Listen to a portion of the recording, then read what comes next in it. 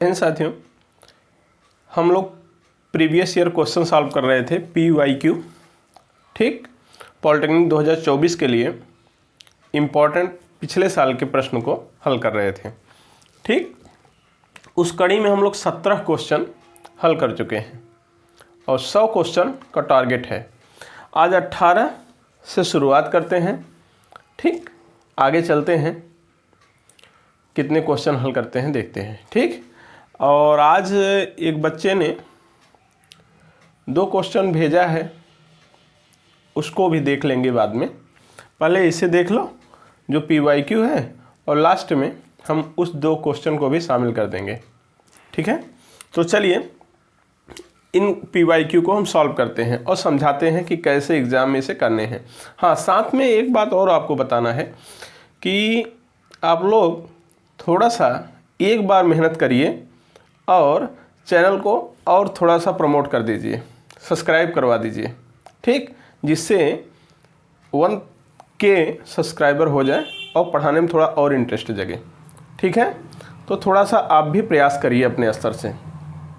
ठीक, बहुत ज़्यादा नहीं बचे हैं, थोड़ा सा बचे हैं बच्चे, उन्हें सब्सक्राइब करा दीजिए। ठीक, बार बार तो हम कहते नहीं हैं, आज कहे हैं तो इस पर ध्यान दें।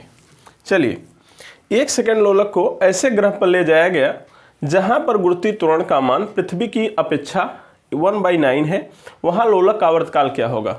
यह क्वेश्चन आया हुआ है पॉलिटेक्निक में। क्या है सेकंड लोलक? पहले समझिए कि सेकंड लोलक क्या होता है। सर सेकंड लोलक क्या होता है? तो लोलक जानते हैं, सरल लोलक जी, सरल लोलक का आवर्तकाल भी जानते होंगे। सरल लोलक का आवर्तकाल क्या होता है? T बराबर 2 पाई करणी में L/G, T बराबर 2 पाई रूट L/G होता है सेकंड लोलक का आवर्तकाल। अच्छा, होता क्या है? सरल लोलक का आवर्तकाल। अब सेकंड लोलक का आवर्तकाल हम बताने चल रहे हैं। तो सेकंड लोलक के आवर्तकाल में कुछ नहीं होता, जो ये आवर्तकाल T है सेकंड लोलक का 2 सेकंड होता है। किसे सेकंड लोलक कहते हैं?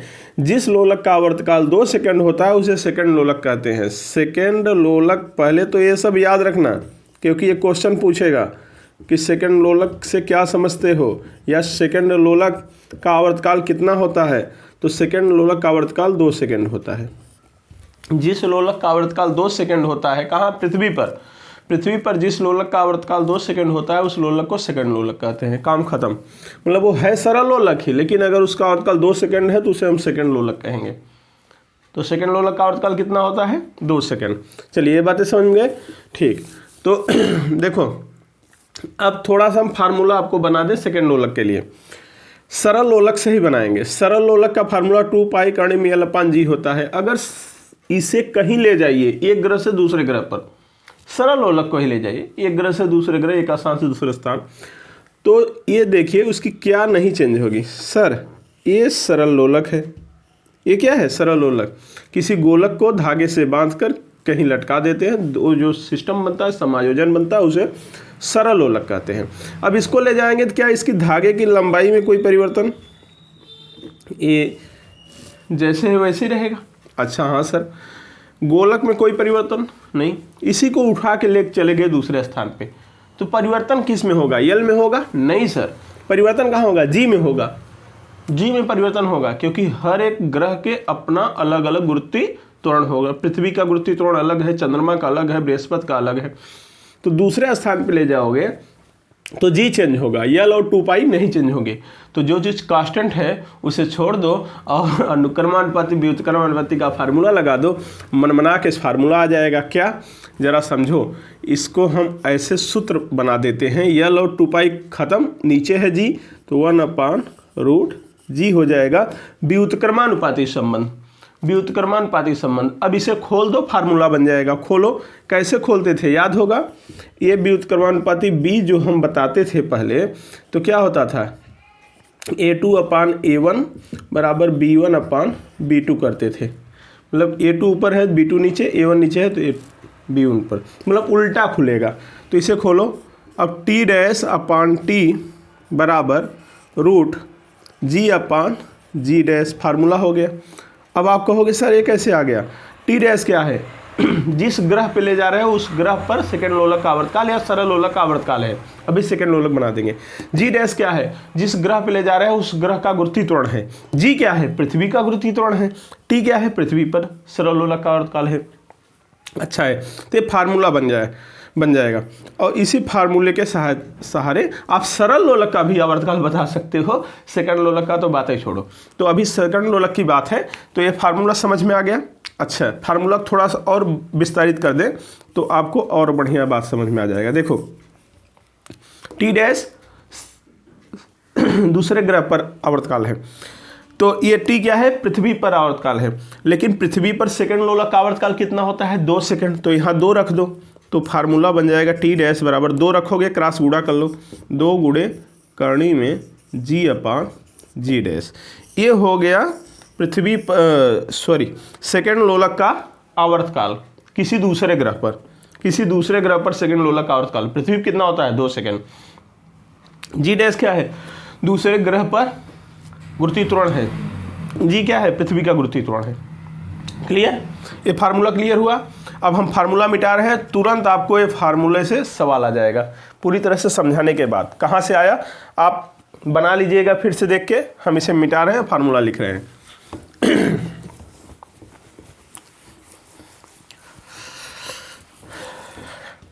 चलिए, तो सेकंड लोलक का आवर्तकाल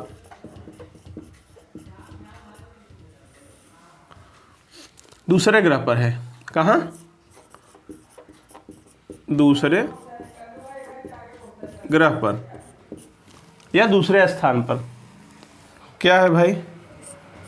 टी डैश बराबर 2 इंटू रूट जी अपान जी डैश। ठीक, ये फार्मूला हो गया जो कि मैंने आपको समझाया। अब वो क्वेश्चन हल कर दो। कौन सा सर? जो सामने है 18 नंबर। 18 नंबर हल कर दो। क्या है? टी डैश निकालना है, 2 गुणे जी रहने दो, पृथ्वी पर गुरुत्वीय त्वरण है। लेकिन जी डैश क्या कर रहा है? देखो, एक सेकंड लोलक को एक ऐसे ग्रह पर ले जाते हैं जहां पर गुरुत्वीय त्वरण का मान पृथ्वी की अपेक्षा 1/9 है। मतलब जी डैश क्या है? पृथ्वी के गुरुत्वीय त्वरण का 1/9। जी डैश बराबर क्या हो जाए? g/9। ये है g/9 है। पृथ्वी का 1/9 है ना, देख लो। तो इसका मतलब जी डैश के स्थान पे क्या हो जाएगा? g/9। g/9 देखो, ये जी है 9 है, एक मत मानना। जी से कट जाएगा, 9 ऊपर जाएगा। क्या आ गया आपका? 2 गुणे करणी में 9। 9 को बाहर निकालो, 2 गुणे 3 बराबर 6 सेकेंड। आंसर देख लो, कहीं आया होगा। काम खत्म। बात समझ में आया? बस फार्मूला आपको क्लियर है, सब कुछ क्लियर है। ये फार्मूला आप रख लीजिएगा अपने पास। सेकंड लोलक का फार्मूला है किसी भी ग्रह किसी भी स्थान के लिए। तुरंत रखेंगे, काम हो जाएगा, कोई दिक्कत नहीं होनी चाहिए। चलो, इसे हटाओ, फिर 19 नंबर पे आते हैं। बन गया होगा, हटा लीजिए।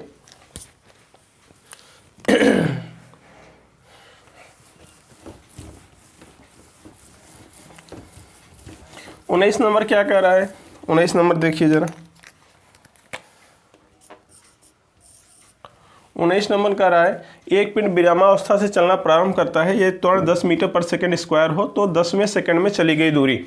एक्सीलरेशन दिया है 10 मीटर प्रति सेकंड स्क्वायर और टी का वैल्यू 10वें सेकंड 10 दिया है। तो टीवें सेकंड में चली गई दूरी, टीवें 10 नहीं दिया है, कितना दिया है? 10 ही दिया है। वाह।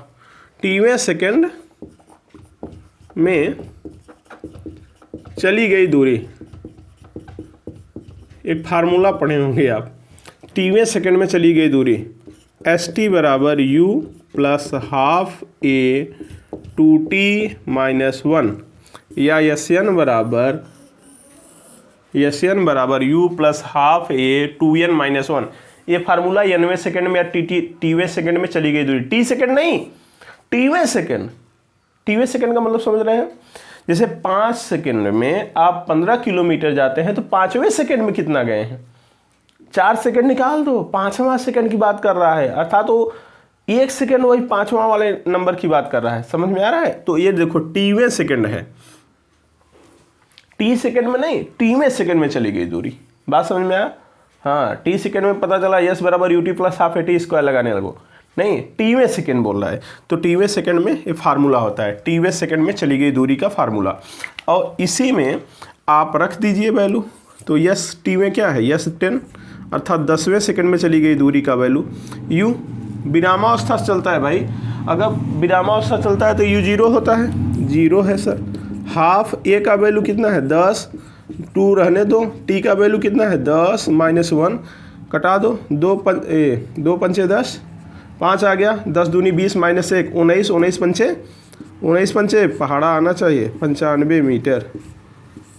कहीं है क्या? ये है, हो गया सर, सिंपल। हाँ हो गया, बना लो, इसको भी बना लो, फिर अगला देख लेते हैं। चलो इसे हटाओ, हटा दें, समझ में आ गया होगा तो बना लेंगे आप, फिर से देख लीजिएगा, नहीं समझ में आएगा तो। अब चलते हैं 20 नंबर पे, क्वेश्चन 20, इसे हल करते हैं। 20 नंबर हल करते हैं।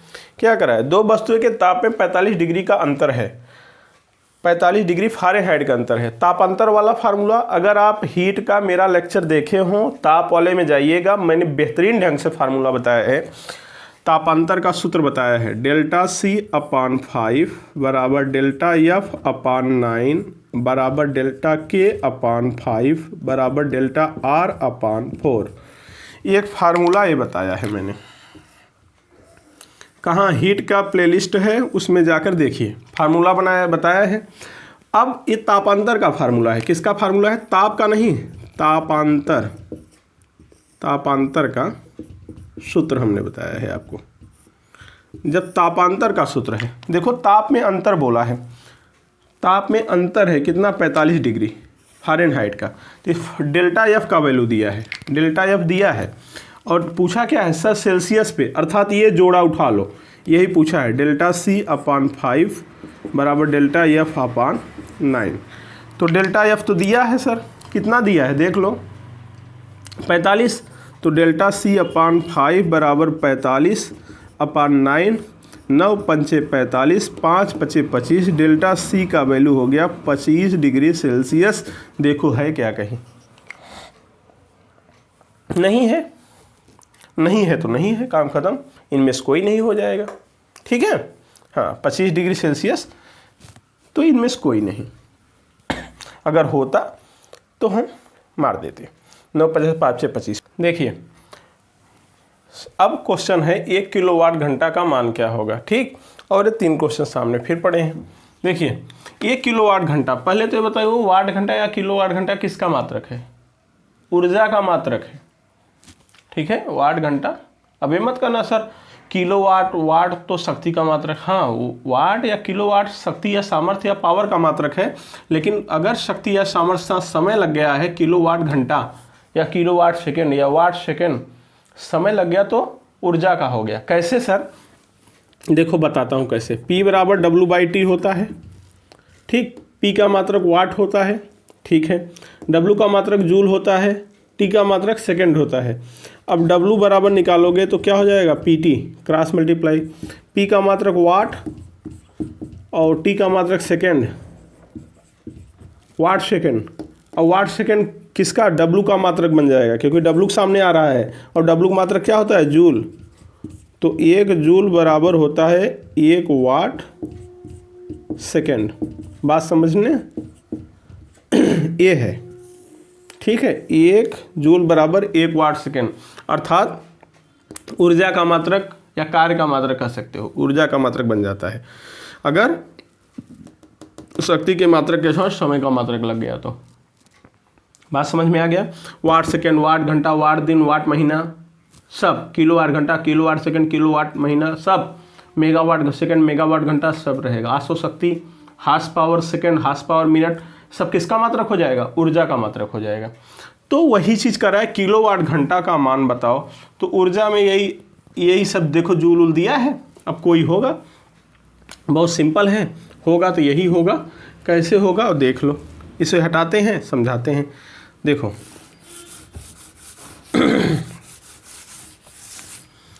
कुछ नहीं, आप 1 किलोवाट को बदल दो। 1 किलोवाट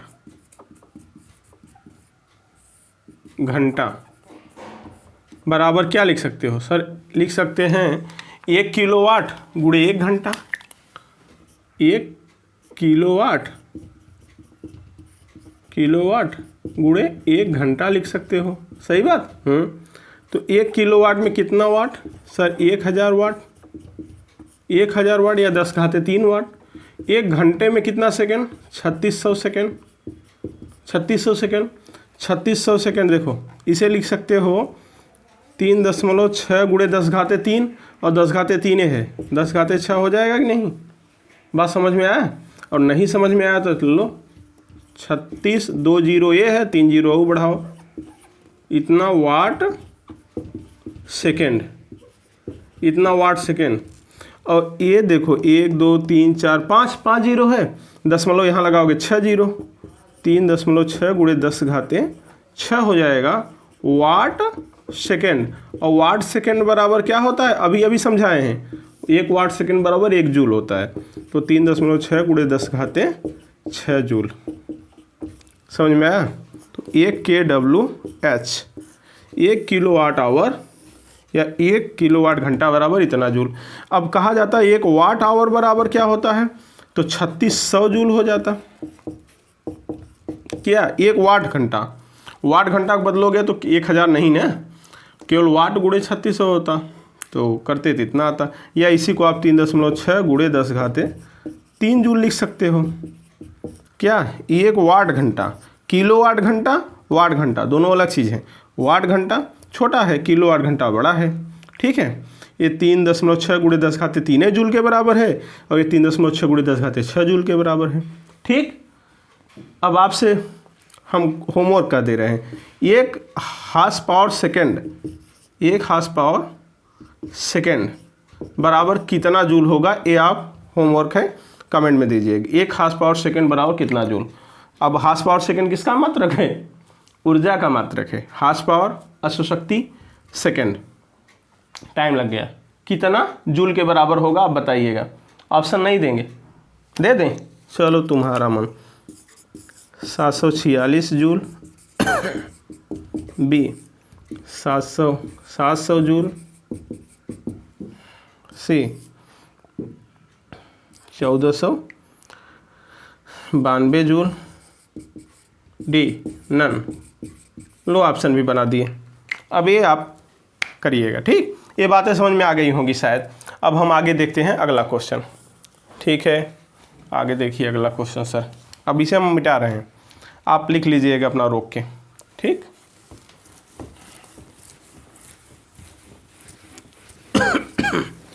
चलिए अब ये कह रहा है एक सूक्ष्मदर्शी मुख्य मापनी 0.5 मिलीमीटर के भागों में विभक्त किया गया है। इसका मतलब समझ में आ गया? इसे छोड़ दो जरा। मुख्य मापनी, हिंदी बोल रहा है थोड़ा खतरनाक लगेगा। मेन स्केल, मुख्य स्केल इसे बोलेंगे। मापनी मतलब स्केल, स्केल माने जो आप स्केल यूज करते हो वही। मुख्य मापनी मेन स्केल। जब आप बर्नियर कैलिपर्स और स्क्रू गेज पढ़ेंगे, मैं मापने में पढ़ाऊंगा, बेहतरीन ढंग से बातें समझ में आ जाएंगी, कोई भी सवाल नहीं बचेगा, पढ़ा दूंगा मैं मापने में। ठीक है, अभी फिलहाल सवाल आया तो उसे करते हैं। मेन स्केल को 0.5 मिलीमीटर भाग में बांटा गया है, मतलब एक भाग 0.5 मिलीमीटर है किसका? मुख्य स्केल का। और कह रहा है कि जो बर्नियर मापनी है, बर्नियर स्केल है, उसके 50 भाग मुख्य स्केल के 49 के बराबर है। तो बर्नियर का लिस्ट काउंट बताइए। लिस्ट काउंट माने अल्पतमांक। कुछ नहीं होता मेरे भाई, लिस्ट काउंट, और जब हम पढ़ाएंगे इसी को कहते हैं अल्पतमांक। अल्पतमांक, ठीक। तो आपको हम बताते हैं, इसे शार्ट में हम एलसी बोलते हैं। क्या शार्ट में एलसी बोलते हैं? यह यस बाई एन के बराबर होता है,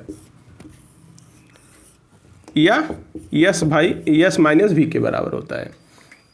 सामान्यतः इससे काम चल जाएगा। इसका यूज कब आएगा ये भी मैं बता दूंगा, कब इसका यूज भी करना होगा बता दूंगा। सर यस क्या है, वी क्या है, यस क्या है, एन क्या है? जहां यस है मुख्य स्केल के एक भाग की लंबाई। समझ में आया? एक भाग की लंबाई। सर यन क्या है? यन है वर्नियर स्केल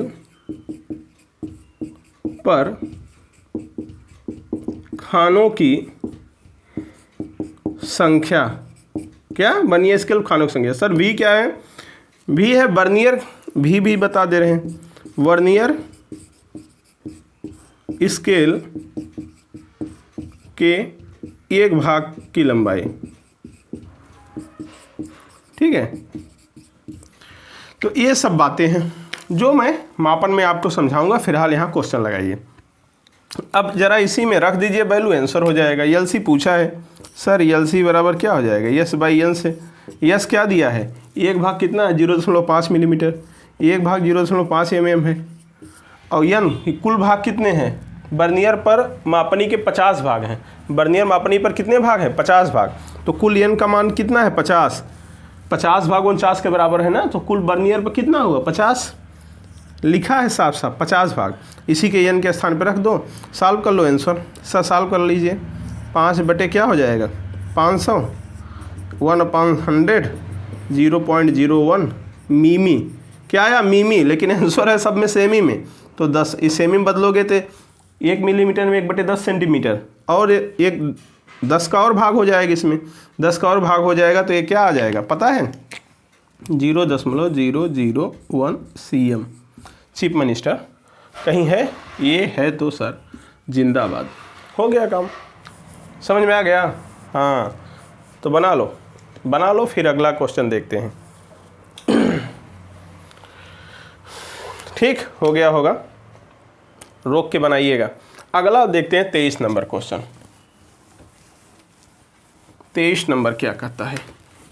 आप लोग चाहे तो रोक के पहले 23 नंबर लगा लीजिए, फिर देखिएगा क्या कहता है। यदि बल को 4 गुना तथा तल के क्षेत्रफल को आधा कर दिया जाए तो परिणामी दाब और प्रारंभिक दाब का अनुपात क्या होगा? ये क्या है सर? क्वेश्चन नंबर 23 क्या बक रहा है?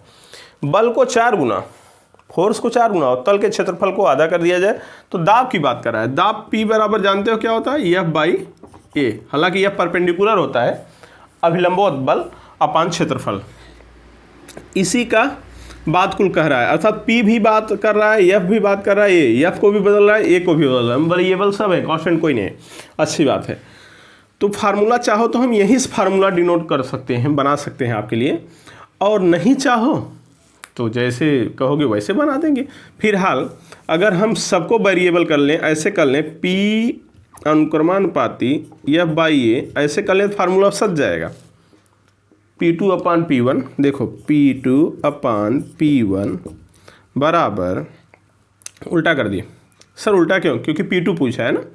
P2/P1 बराबर A1 तो उलट जाएगा, F1 सीधा सीधा जाएगा। F1 क्या होगा?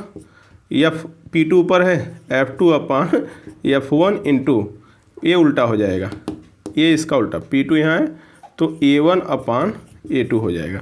पता नहीं ये फार्मूला आपको समझ में आया कि नहीं आया होगा तो कोई बात नहीं, रहने दो, और नहीं तो इसी में रख दो। F2 का मान दिया है, F1 का कितना गुना होगा वो दिया है, एरिया कितना रखा है वो दिया है। देखो F2 4 गुना का है तो 4 F1 रख दो, A2 कहा है आधा तो A1 का आधा रख दो, आंसर हो जाएगा। लेकिन अगर नहीं समझ में आया तो जाने दो, हम आपके लिए काहे को परेशान करें। चलो, ये तो होता है P बराबर F/A, लेकिन वो अब कह रहा है कि P डैश निकालो। P डैश नया परिणामी दाब, पहले परिणामी दाब है, ये है समीकरण 1, ठीक है। प्रारंभिक दाब है, तो कह रहा है यदि बल को 4 गुना कर दिया जाए, जो फोर्स F है वो 4F कर दिया जाए, और एरिया को आधा कर दिया जाए, A/2 कर दिया जाए, तो ज़रा इसे हल करो, क्या हो जाएगा? 8 4 दूनी 8 F/A, ठीक है, यही आ जाएगा। सही है कि नहीं? देख लो, अब ये समीकरण क्या हो गया? 2 हो गया। चलो यहाँ लिख देते हैं, P डैश बराबर 8F/A हो गया समीकरण 2। समीकरण क्या फिर लास्ट में कर रहा है? परिणामी दाब और प्रारंभिक दाब का अनुपात, मतलब P डैश में P भाग करो, P डैश अपॉन P क्या होगा वो बताओ। तो पी डैश क्या होगा 8 एफ अपान ए। भाई साहब कट गए, 8/1 होगा कहीं। समझ में आया? कोई दिक्कत नहीं है, ऐसे ही कर लो। और वैसे जैसे हम कर रहे थे वैसे भी हो जाता, चाहे जैसे करते। P2 अपान P1, यही तो पूछा था, दूसरा वाला बटे पहला वाला। तो क्या फार्मूला होता? Formula सजाइए sir. फार्मूला इसका उल्टा और इसका सीधा, F2 अपान F1 गुणे A1 अपान A2। इसमें रख के देखते हैं, लगा देते हैं आपको। देखो F2 क्या कर रहा है, फोर्स 4 गुना 4F1 अपान F1 और A2 क्या कर रहा है, A2 क्या कर रहा है, A1 अपान 2। भाई साहब तीन गुणा भाई साहब कट के 2 ऊपर चला जाएगा, 8/1। P2 अपान P1 बराबर 8/1। ऐसे भी आ जाता जो मैं दूसरा फार्मूला बता रहा था, लेकिन आपको नहीं समझ में आया तो ऐसे लगाइए। दाब का ये सूत्र है। अब नया वाला केस प्रश्नानुसार कर रहा है, P डैश क्या होगा जब फोर्स को 4 गुना कर दें, एरिया को आधा कर दें। जैसा कहे वैसे कर दिए तो ये रिजल्ट आ गया। समीकरण 2 कर दिए और परिणामी यही है। परिणामी में प्रारंभिक का अनुपात पूछा है, रख दिए, वैल्यू कटा दिए, स्वाहा बना लो मेरे भाई। देखिए ये क्वेश्चन नंबर 24, 25, 26 आ गया आपके सामने। ठीक, एक बिजली की मोटर एक वजन उठाने में केबिल में 4500 न्यूटन का तनाव बल उत्पन्न करती है और इसे 2 मीटर पर सेकंड की दर से लपेटती है। तो मोटर की शक्ति पूछा है, क्या करोगे, कैसे निकालोगे? कुछ तो बोल, मुंह तो खोल। शक्ति क्या होता है सर? शक्ति तो नहीं जानते। शक्ति क्या होता है? नहीं जानते सर। P बराबर W/T, ये तो होता है। हाँ, W क्या है? वर्क। वर्क डन क्या होता है? बल गुणे विस्थापन सर। F इंटू एस, बल गुणे विस्थापन अपान T। ठीक, F इंटू S/T, विस्थापन की दर, विस्थापन परिवर्तन की दर या विस्थापन की दर क्या? विस्थापन बटे समय, त्वरण कि वेग? वेग, विस्थापन अपान टाइम, वेग। तो फार्मूला बन गया शक्ति P बराबर F into V। Formula create, formula आया, फार्मूले में रखो, आंसर आ जाएगा। तो शक्ति P बराबर क्या हो जाएगी? F 4500 Newton. वेग कितना है? 2 मीटर पर सेकंड। 45 दूना 90, 900। ए मारो, गलत देख लेना। 900 वाट आया मेरे भाई। SI पद्धति चल रही है, वाट आया और वहाँ लिखा है किलो वाट। जानबूझकर खेला है किलो वाट। तो 9000 किलो वाट लिखा है, यहाँ 9000 वाट आया। तो 9000 को क्या लिखोगे? 9 किलो वाट। 9000 वाट बराबर 1000 वाट बराबर 1 किलो वाट। तो 9 किलो वाट आया। तो आंसर कौन सा सही हो जाएगा? ये सही हो जाएगा। पता चला 9000 आते ही आप आंसर मार दोगे, स्वाहा हो जाओगे। बहुत गेम खेला है, ठीक है? तो समझ जाओ, आंसर हो गया 9 किलो वाट। फार्मूला सामने है, कहाँ से आया देख लो, बना लो इसे। ठीक है, बना लो, फिर एक वाला हम करते हैं। देखिए सामने दो वस्तुओं के संवेग समान है यदि इनके द्रव्यमान m1 m2 हो तथा गतिज ऊर्जाएं क्रमशः k1 k2 हो तो k2 अपन k1 क्या होगा? संवेग और गतिज ऊर्जा का रिलेशन पता है आपको? पता है तो तुरंत आ जाएगा, नहीं पता है तो झेलो। पता है तो इधर देख लो, नहीं पता है तो हम सॉल्व कर दे रहे हैं। देख लो, गतिज ऊर्जा बराबर हाफ mv² होता है और चूंकि हम लोग जानते हैं P बराबर mv, संवेग है। P क्या है? संवेग। यहाँ अब हर स्थान पे P अलग अलग, मोमेंटम है, m इंटू v है। अब ये है सर काइनेटिक एनर्जी, ये है आपका मोमेंटम। तो संवेग यहाँ तो v² है, तो ऐसा करो इसको भी स्क्वायर के रूप में कर लो ना, क्या दिक्कत है? तो m² कर लो। कैसे करेंगे गुरुजी? अरे ऊपर नीचे m का गुणा कर दो भाई। कर दिए तो k बराबर क्या आ गया? mv का होल स्क्वायर अपान 2m आ गया कि नहीं? तो यहाँ रख लो, क्या हो जाएगा? p के स्थान ये हो जाएगा k बराबर 2pm, सॉरी p आ जाएगा p की स्क्वायर अपान 2m। k बराबर आ जाएगा कि नहीं? देख लो, ठीक है? ये फार्मूला आ गया किसका? काइनेटिक एनर्जी का। और मोमेंटम में रिलेशन, ये फार्मूला हो गया। और करा ई कांस्टेंट है, पी क्या है, समान है, संवेग समान है, समान है। अगर समान है तो इनके साथ रिलेशन, दो तो कांस्टेंट है, ये है के व्युत्क्रमानुपाती क्या हो गया एम, के व्युत्क्रमानुपाती एम, ये फार्मूला आपको याद होगा फिलहाल। व्युत्क्रमानुपाती एम इसे खोलो, व्युत्क्रमानुपाती से K2 अपान क्या निकालना था, K2 अपान K1 ना, हाँ K2 अपान K1, K2 अपान K1 बराबर क्या हो जाएगा, उल्टा होता है M1 अपान M2, स्वाहा फार्मूली स्वाहा, हो गया। आया समझ में, कोई दम था क्या, कुछ नहीं सर, बस ये फार्मूला हमें पता था, ये कांस्टेंट हो गया तो इनके साथ व्युत्क्रमानुपाती रिलेशन हो गया। व्युत्क्रमानुपाती खोलने में मास्टर हो ही, K2 अपान K1 बराबर M1 अपान M2 स्वाहा। अनुक्रमानुपाती व्युत्क्रमानुपाती बहुत काम की चीज़ है, समझ लीजिएगा कैसे ओपन करते हैं, जान लीजिए, मैं बताया हूँ कई बार। चलो नेक्स्ट,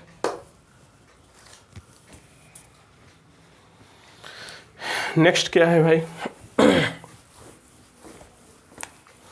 यदि किसी वस्तु का द्रव्यमान 100 ग्राम था, अच्छा ये 100 ग्राम वाला है, क्वेश्चन नंबर 26 कह रहा है वस्तु का द्रव्यमान दिया है, मास दिया है m बराबर 100 ग्राम, विशिष्ट उष्मा दिया है S बराबर 0.11 कैलोरी प्रति ग्राम डिग्री सेल्सियस दिया है। और आपसे पूछ रहा है उष्माधारिता, उष्माधारिता पूछ रहा है, क्या पूछ रहा है सर, उष्माधारिता, उष्माधारिता बराबर क्या होता है पता है, MS होता है। उष्माधारिता का सूत्र क्या पढ़ाए हैं, उष्मा में जाके देखो, 100 गुणे यस का वैल्यू क्या 0.11, गुणा कर लो कितना हुआ 11 आ गया सर, कहीं है क्या, हाँ सर ये है, मार दे टक, उत्तर, उत्तर ये सही है सर, 11 तो आ गया, पागल आदमी। उष्माधारिता का मात्रक कैलोरी प्रति डिग्री सेल्सियस होता है, मात्रक क्या होता है, कैलोरी प्रति डिग्री सेल्सियस, और यहाँ क्या दिया है, कैलोरी, जानबूझकर खेला है, और मैं देखो सही दिया है, लेकिन जहाँ असली उत्तर है वहाँ कैलोरी पर डिग्री सेल्सियस नहीं दिया है, केवल कैलोरी दिया है, जानबूझकर खेला है आपके साथ, पूरा मेहनत बेकार। तो इनमें से कोई नहीं उत्तर हो जाएगा, समझ में आया। ये क्वेश्चन भी आया था तो काफ़ी लोग ऐसे ही मन मना के मार के चले आए, लेकिन आप नहीं मारोगे फ्यूचर में। मात्रक को तरफ ध्यान दिया करो, उष्माधारिता का मात्रक क्या होता है, कैलोरी प्रति डिग्री सेल्सियस, कैलोरी प्रति डिग्री सेल्सियस, ठीक है। असली ये है जबकि यह नकली है, ठीक। इसे बनाओ, ये प्रश्न देखिए, ठीक है। ये दो प्रश्न आपके द्वारा भेजा गया, नाम है क्या, अशोक सील करके हमें कमेंट में दिख रहा है, अशोक सील द्वारा, अशोक द्वारा ये दो क्वेश्चन भेजा गया है, कहीं बोला गया है कि सर इसे सॉल्व कर दीजिएगा कृपया करके, ठीक है। तो मैं ये दोनों क्वेश्चन भी ले लिया हूँ, जैसा कि मैं कह दिया था कि ले लूँगा। इसमें थोड़ा प्रयास आप लोग मेहनत किया करिए, ठीक। अब इस क्वेश्चन को अगर आपको हम सॉल्व करने के लिए दे दें तो हालत तो ख़राब कर लोगे अपना पक्का, क्योंकि आप लोग ना जिद्दी हो, जिद में पड़ जाते हो। कैसे नहीं आएगा, फार्मूले से लगाना है। आँख कान नाक, कंपटीशन क्या होता है पता है, आँख कान नाक सब खोल के देखना होता है, हरदम सतर्क रहना होता है। वो कभी कभी प्रश्न को हल नहीं करवाना चाहता, आपका कॉमन सेंस चेक करना चाहता है कि आपका कॉमन सेंस कितना सही काम कर रहा है। अब हालांकि इसमें ऑप्शन नहीं है, ऑप्शन मैंने उत्तर हालांकि उन्हें बता दिया था क्या होगा, तो आइए देख लीजिए कैसे होगा, हम बता दे रहे हैं। देखिए होता ये है, अगर किसी को यहाँ ना दिख रहा हो तो कमेंट में 7 से 17 वाले क्वेश्चन जो हम पढ़ाए हैं PYQ, उसके कमेंट में चले जाइए। अशोक सील वाले इस बच्चे के क्वेश्चन में देखेंगे तो आपको पूरा क्वेश्चन भी मिल जाएगा, इसका आंसर भी हमने वहाँ कमेंट कर दिया है, तो देख सकते हैं। अब ये क्वेश्चन गजब है, इसको हल करें तो हमें द्विघात समीकरण बन जाता होगा। अगर आप ईमानदारी से हल कर रहे होंगे द्विघात समीकरण बन जाता होगा, एच के रूप में द्विघात समीकरण बन जाता होगा, और द्विघात समीकरण बहुत लंबा चौड़ा बन जाता है अगर ईमानदारी से हल करें तो, और इतना बड़ा चला जाता है, एक पेज से ज़्यादा चला जाता है, ठीक है। द्विघात समीकरण लंबा चौड़ा बन जाता है, सॉल्व करने में श्रीधराचार्य आना पड़ेगा, और इतना बवाल कर देंगे कि हालत ख़राब हो जाएगा, लास्ट में होगा छोड़ दो। लेकिन मत छोड़ो ना, आपको द्विघात नहीं बनाना है, जादू सीखो, कुछ नहीं है, बुद्धि लगाओ। पहले तो थोड़ा सा हम समझाते हैं, क्वेश्चन नंबर 27 समझाते हैं। क्वेश्चन नंबर 27 की ही बात अभी तक कर रहे थे हम। ये तो सरल था, 28 तो सरल था, 27 जो है खेला था आपके साथ। मान लो वाटर यहाँ तक है, तो जहाँ तक वाटर होगा ना, गहराई वहीं तक नापते हैं, ये मत सोचना पूरी गहराई। ये यही एच पूछ रहा है यही। अब ये कह रहा है कि जो यहाँ से एक पत्थर हम छोड़ रहे हैं, मनमन जाएगा तो यहाँ टक्कर मारेगा, और इसकी जो आवाज़ आएगी वो यहाँ सुनी जाएगी कुछ देर में। यहाँ चंगू है, चंगू सुनेगा कान लगा के।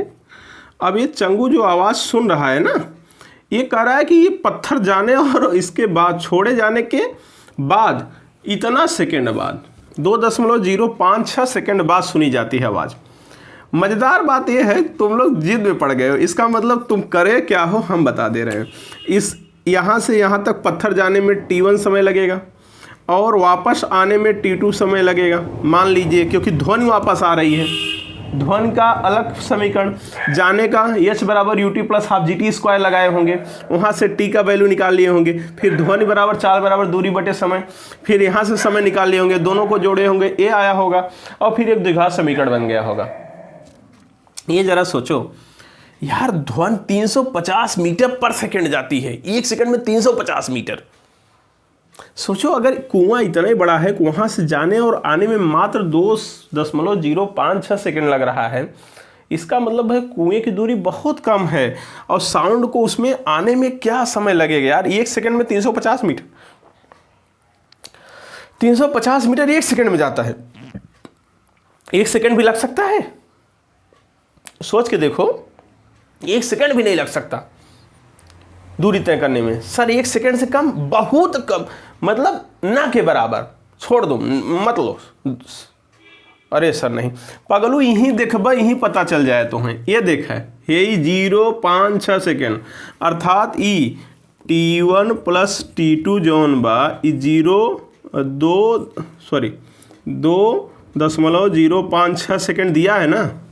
अर्थात ये जाने में और आने में, ध्वनि को आने में, पत्थर को जाने और ध्वनि को आने में लगा समय, यही तो कहा है। छोड़े जाने के बाद ध्वनि को आने में इतना, कुल मिला के दोनों समय मिला के इतना होता है। T1 और T2 जोड़ने पर क्या आता है?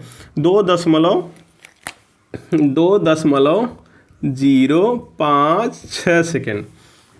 आपको देखने से नहीं लग रहा है? अरे हे फालतू का है, इतना खतरनाक दिया है। यही इसका मतलब, यही T2 है, T2 यही है। इसे ख़त्म करो यार। T1 क्या हो गया? इसका मतलब T1 बराबर सीधा है यही 2 सेकेंड। T1 बराबर 2 सेकेंड, उसको लेने कोई ज़रूरत नहीं है, उतना ही ध्वनि लिया है समय। काम ख़त्म यार, देखने से लग जा रहा है वही ध्वनि लिया है। बहुत कम समय लेगा, बहुत कम समय लेगा तो कितना? 0.0 में समय लेगा। ख़त्म कहानी।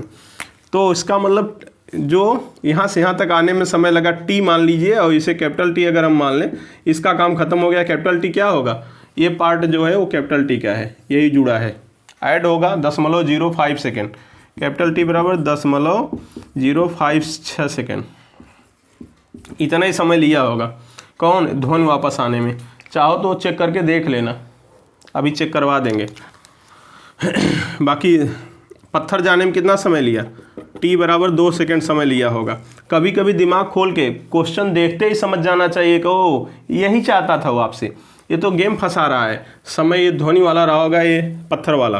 तो H बराबर क्या? UT plus half GT square. Formula रखो, U प्रारंभिक वेग 0, मुक्त रूप से छोड़ा गया 0, हाफ रहने दो, G का वैल्यू 9.8, T का वैल्यू 2, 2 का स्क्वायर 4, 2 कट जाएगा, 9.8 गुणे 2, 8 दूनी 16 कहीं 6, 9 दूनी 18 को 19.6 मीटर। आंसर हो गया। H बराबर क्या? 19.6 मीटर आया। काम खत्म। सर कैसे ये सही माने हम कि ध्वनि ने इतना ही समय लिया? अरे पागल, चाल बराबर दूरी बटे समय, चाल बराबर दूरी बटे समय, चेक कर लो। 19.6 मीटर अब तो निकाल दिए ना। दूरी 19/6 अपान 350 कर लो। चाल किसका? ध्वनि का। समय तो मिल जाएगा, समय निकालो भाग करके 0.056 सेकेंड ही आएगा। समझ में आया कि नहीं? इतना कम देखते ही समझ जाओ, ध्वनि के साथ अगर किसी का रिलेशन कर रहा है तो ध्वनि उसकी तुलना में समय ही नहीं लेती। यहाँ केवल 2 सेकंड दिया होता ना तो हम ध्वनि का टाइम लेते ही नहीं। ऐसा मैं एक सवाल साउंड में पढ़ाया हूँ, बादल गड़गड़ाहट वाला, देख लेना वहाँ। साउंड द्वारा लिया गया समय नगण्य होता है, तो साउंड द्वारा इतना कम समय लिया जा रहा है कि उसे छोड़ दो, कोई मतलब नहीं। और देखने से पता चल जाएगा साउंड कितना समय ले रहा है। जाने और आने में समय है, अर्थात साउंड को आने में समय है, तो दोनों जुड़े हैं, तो इसका मतलब दशमलव के बाद जो आ रहा है वही साउंड द्वारा लिया गया समय है, क्योंकि साउंड की रफ्तार बहुत तेज है, देख रहे हो। तो बाकी जाने में समय है 2 सेकंड, बस रख दिए, वैल्यू आ गया, काम खत्म, फालतू माथा पच्ची। तो ये जानबूझकर आपके साथ वो खेल रहा था क्वेश्चन, ठीक है। बाकी तो सामान्य स्तर से ही लगेगा, जैसे ये इसी से जाते और फिर साउंड को आने में समय लगाते, तो चाल बराबर दूरी बटे समय, यही फार्मूला लगाते, एच अपान चाल हो जाता, फिर रखते फार्मूले में, द्विघात समीकरण बनता, फिर सिद्धाचार्य लगाओ, लगाते रहो सिद्धाचार्य, परेशान होते रहो, ठीक है। लेकिन कॉमन सेंस लगाओ, उत्तर आ जाता है। पर कंपटीशन में कॉमन सेंस भी जरूरी है। चलो बना लो, आगे हटे। 28 क्या कर रहे हैं, कह रहे हैं v बराबर सर 9t² + 6t + 3 है। तो ये कह रहे हैं पहला कि सर t बराबर 3 सेकेंड में कण का वेग, तो वेग तो यही है भाई, तो t बराबर 3 सेकेंड में, 3 सेकेंड रख दो, वेग v बराबर क्या हो जाएगा 9 × 3 के स्क्वायर + 6 × 3 धन 3, तो 3 त्रिका 9 9 81 + 6 त्रिका 18 + 3 क्या हो जाएगा 18 3 सर 21, 21 और 81, 21 81 102 मात्रक नहीं कुछ दिया है, मात्रक दिया होता तो रख देते, मीटर पर सेकंड दिया है, नहीं इसमें नहीं दिया है, इसमें नहीं दिया, तो कोई मात्रक मीटर पर सेकंड, SI मात्रक, मतलब मात्रक भी यहाँ रखेंगे 102 मात्रक, मात्रक मतलब अब मीटर पर सेकंड होगा मीटर पर सेकंड, सेमी पर सेकंड होगा सेमी पर सेकंड रखेंगे। अब क्या कर रहे हैं सर, नहीं त्वरण भी बताओ, तो त्वरण ये समीकरण 1 मान लो। अब वेग परिवर्तन की दर को त्वरण कहते हैं। अगर इंटर पढ़े हो आप तो अवकलन और समाकलन पढ़े होगे, तो इस समीकरण के एक बार अवकलन कर दो टी के रिस्पेक्ट में, differentiate equation 1 with respect to T, समीकरण 1 का टी के रिस्पेक्ट में अवकलन करने पर, टी के सापेक्ष अवकलन करने पर, तो देखिए ये अवकलन समाकलन का फार्मूला आ गया, इंटर पढ़ना जरूरी है। यहाँ पर dv/dt हो जाएगा, तो अवकलन क्या होता है t² है। अब ये मत पूछना कैसे, x⁴n का d/dx क्या होता है, सब हमें बताना पड़ेगा, ये होता है n(x) n⁻⁻⁴ तो 2 पहले आ जाएगा, 9 दूनी 18, और t² में से घट जाएगा तो ये केवल t बचेगा। अब t का पावर कुछ नहीं तो 1 है, 1 पहले आ जाएगा, 1 में से 1 घट जाएगा, 0 0 का मतलब खत्म, t⁻0 मतलब 1, और ये कांस्टेंट है, कांस्टेंट का अवकलन 0 होता है। अब इसमें ये त्वरण हो गया, वेग परिवर्तन की दर dv/dt क्या है, एक्सीलरेशन है सर, एक्सीलरेशन क्या है 18t + 6 हो गया। अब इसमें वैल्यू रख दो 18 × t, t की वैल्यू 3 + 6 18 × 54, 54 + 6 = 60, 60 क्या मीटर पर सेकेंड स्क्वायर करो, अगर मीटर पर सेकेंड ले रहे हो तो, ठीक है। ये त्वरण आ गया, पहला वाला समीकरण, ए वाला ख़त्म हो गया, बी वाला देख लेते हैं। चलो ए वाला अपना निपटाओ पहले, फिर बी वाला देखते हैं। हो गया होगा, हाँ। अब ये मत कहना कि सर हम तो हाई स्कूल में ही थे, तो हाई स्कूल वालों के लिए अवकलन नहीं पढ़े हो तो कैसे समझ में आएगा। अवकलन पूरा कैलकुलस एक बुक है जो इंटर में ही मिलती है, तो ये सवाल जब तक इंटर नहीं पढ़ोगे तब तक नहीं आएगा, अवकलन और समाकलन ही लगेगा इसमें। बी वाले में क्या करा है, विस्थापन निकालना है। अब वेग दिया है ना 9t² + 6t + 3 समीकरण 1। अब क्या होगा, इसको आप क्या लिख सकते हो, विस्थापन ds/dt, वेग विस्थापन परिवर्तन की दर को वेग कहते हैं, 9t² + 6t + 3 आ गया, ठीक है। अब इसका समाकलन कर दो समाकलन करो, ds बराबर 9t² + 6t + 3, और ये क्या हो जाएगा dt क्रॉस मल्टीप्लाई dt, समाकलन बोथ साइड, और निश्चित समाकलन है, निश्चित समाकलन भी पढ़े होगे, कहाँ से कहाँ तक 2 से 4 सेकेंड, 2 से 4 पर निश्चित समाकलन कर दो। ये भाई साहब विस्थापन यस आ गए, 2 से 4 में यस क्या होंगे, समाकलन आता है। हे भगवान, क्या क्या हम बताएं भाई। ये क्या होता है पता है फार्मूला, x(n+1/n+1) होता है। ठीक है, समाकलन भी सिखा रहे हैं, और जब कांस्टेंट का के साथ एक लग जाता है। अब समाकलन वगैरह आप इंटर में पढ़े होंगे, निश्चित समाकलन है, नहीं तो फिर कैसे समझ में आएगा, नहीं समझ में आएगा। समाकलन कर दो, काम खत्म। 9t⁻3 कहाँ से कहाँ तक, 2 से 4 प्लस सबका अलग अलग कर ले रहे हैं एक ही लाइन में। चलो हो गया, यही तो करना है, तो इसे हटाते हैं। अब क्या हो जाएगा, 6t²/2। अब हम कर दे रहे हैं, बाकी तुम लोग समाकलन पढ़े हो तभी आएगा। अब ये 3 आ गया और t केवल t रहेगा 2 से 4। अब इसको सॉल्व कर लो, आंसर। निश्चित समाकलन कैसे सॉल्व करें सर, सबसे बड़ी बात तो कैसे सॉल्व करें। ये देखो 3 है, 3 बाहर निकाल लो, 3 से कोई मतलब, नीचे वाला बाहर आ जाएगा, ऊपर वाले में काम करो। नीचे वाला 3 त्रिका 9, 3 आ गया, यहाँ कट गया। और t⁻3 मतलब 4⁻3, t के स्थान पे एक बार 4 रखो, माइनस t के स्थान पे 2 रखो। अब निश्चित समाकलन चल रहा है मैथ, अब हमसे ये मत पूछना है कैसे हो रहा है पहले ऊपर वाला लिमिट रख के माइनस नीचे वाला लिमिट करते हैं, और पावर जो रहेगा उसे रखते जाते हैं। अब 2 तिहाई 6, इसे कटा दो, 3 आ गया। अब ये क्या हो गया, t⁻4 मतलब t⁻2 मतलब 4 यहाँ आ जाएगा, 4² माइनस 2 को स्क्वायर प्लस 3 ब्रैकेट में क्या 4 - 2। अब सॉल्व कर लो, यही आंसर हो जाएगा। क्या आ जाएगा सर, 3 रहने दो, गुणे 4 चौक 16 क्यूब है, 4 चौक 16 चौका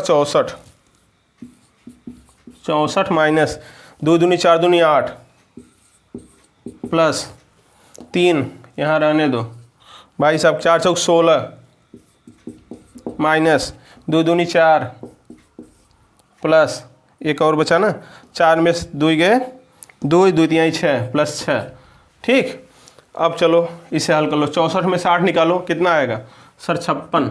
56 गुणे 3, 56 गुणे 3, 6 18 कहीं 8 और 5 तिहाई 15, 15 1 16, 168 प्लस यहाँ क्या बचा, 16 में से 4 जाएगा, कितना है 12 तिहाई 36 प्लस कितना है 6, 6 6 12, 12 8 20, 0 3 6 3 9, 9 2 11, 1 1 2, 210 मीटर। देख लो बाकी गुणा भाग सही हमने किया हो तो। इस तरह से निश्चित समाकलन था ये। अब ये मत हमसे पूछना सर ये तो हमने नहीं समझ में आया, ये समझना है, ये नहीं, ये मैथ है निश्चित समाकलन। बस यहाँ दिमाग ये लगाना है, अगर बेग दिया है तो बेग से त्वरण भी निकाल सकते हो, विस्थापन भी। विस्थापन निकालने के लिए पीछे जाना होगा, ds/dt, और फिर निश्चित समाकलन लगाना होगा। ठीक, इंटीग्रेशन जिसे कहते हैं। और अगर त्वरण निकालना है तो इसका अवकलन करना होगा, dv/dt, तो एक्सीलरेशन आएगा, वेग परिवर्तन की दर को त्वरण कहते हैं। तो अवकलन करना, तुम्हारा त्वरण दे देगा, समाकलन करोगे विस्थापन आ जाएगा। ठीक है, और यही जानबूझकर ये दिया है आपका, लेकिन इसके लिए आपको इंटीग्रेशन और डिफ्रेंशिएशन आना चाहिए, अवकलन और समाकलन। ठीक है, कितने हो गए, 28 हो गए ना। आज 28 सवाल, 18 से 28 आज कर दिए हैं। फिर मिलेंगे नेक्स्ट क्लास में, लेकिन याद रखिएगा सब्सक्राइब करवाइए, भेजिए सबको, 1000 करवाइए, तुरंत 1K होना चाहिए। ठीक, सब्सक्राइबर पूरा करवाइए। ठीक है, अगला वीडियो ज़रूर आएगा, लेकिन इसके पहले आपको 1000 पहुंचा देना है, नहीं उसके बाद फिर वीडियो में समस्या आएगी। 1K तुरंत पहुंचाइए, आप लोग शेयर नहीं कर रहे हैं, तुरंत करिए। ठीक, चलिए, जय हिंद।